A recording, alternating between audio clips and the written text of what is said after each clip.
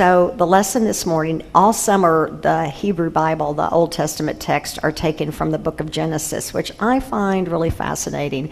And this part's not fascinating. When you're in seminary, you have to learn these really boring things like the JEPD hypothesis, anybody who's been in seminary, which stands for like Yahweh, Elohim, Priestly, Deuteronomist. And it means like there's at least 4 different voices, 4 different editors in the Torah, in Genesis, Exodus, Leviticus, Numbers, Deuteronomy.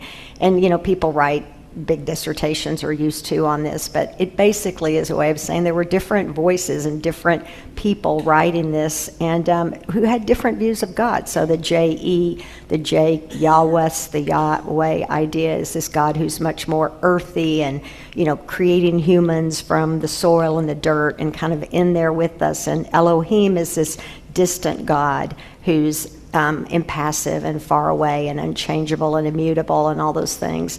And sometimes you have a story like this one, Genesis 22, the story of Abraham sacrificing Isaac, where you have both voices. You have J and E, this God whose presence suffers with us, and this other one who's like, it looks like it's not going well for you all, you know, that kind of thing. So you hear that in here.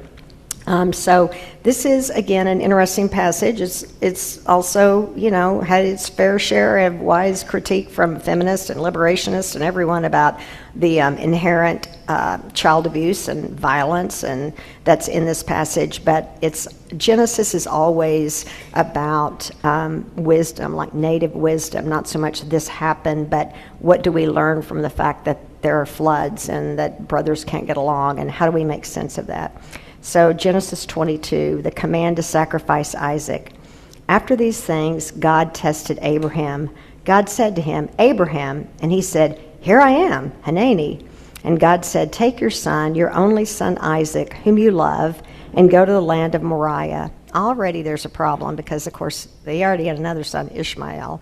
But offer him there as a burnt offering on one of the mountains that I will show you. So Abraham rose early in the morning, saddled his donkey, took 2 of his young men with him and his son Isaac. He cut the wood for the burnt offering, and he set out. There's a lot of verbs in here, so Abraham's not a passive guy. He's going all in for what God's asking him to do. And went to the place in the distance that God had shown him. On the 3rd day, Abraham looked up and saw the place far away. Then Abraham said to his young men, Stay here with the donkey, the boy Isaac, and I will go over there. We will worship, and then we will come back to you. Abraham took the wood of the burnt offering and laid it on his son Isaac, and he himself carried the fire and the knife. So the 2 of them walked on together. Isaac said to his father Abraham, Father, and he said, Here I am, my son, Hanani. And Isaac said, The fire and the wood are here, but where is the lamb for a burnt offering? Abraham said, God will provide the lamb for a burnt offering, my son. So the 2 of them walked on together. When they came to the place that God had shown him, Abraham built an altar there and laid the wood in order. He bound his son Isaac and laid him on the altar on top of the wood. Then Abraham reached out his hand and took the knife to kill his son. But the angel of the Lord called to him from heaven and said, Abraham, Abraham. And he said, Hanani, here I am. And the angel said, Do not lay your hand on the boy or do anything to him. For now I know that you fear God, since you have not withheld your son, your only son, from me. And Abraham looked up and saw a ram caught in a thicket by its horns. Abraham went, took the ram, and offered it up as a burnt offering instead of his son. So Abraham called that place, The Lord Will Provide. As it is said to this day, On the mount of the Lord it shall be provided.